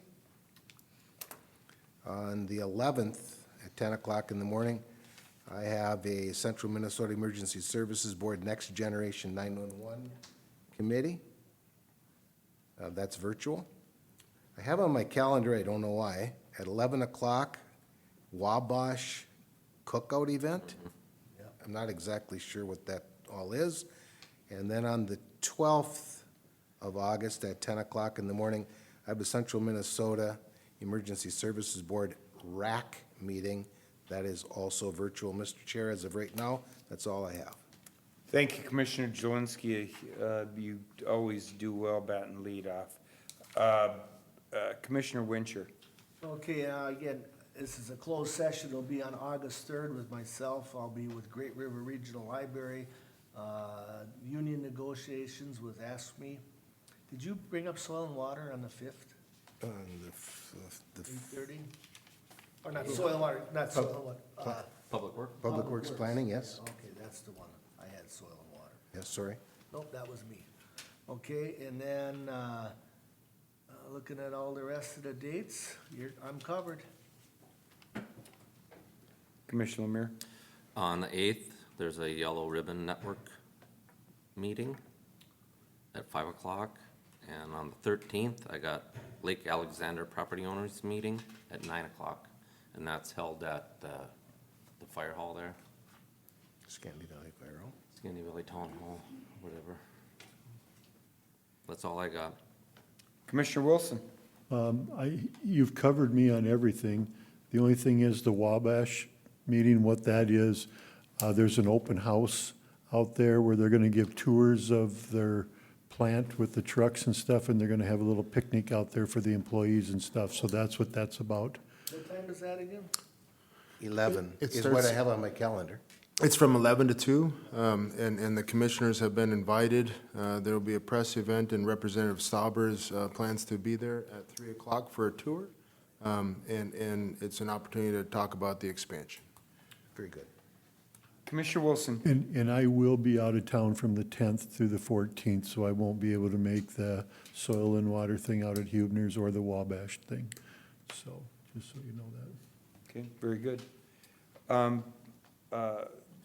The only other thing I think that I can add is we have a joint, I believe this would be on August 1st, and my apologies, I don't have my calendar in front of me here.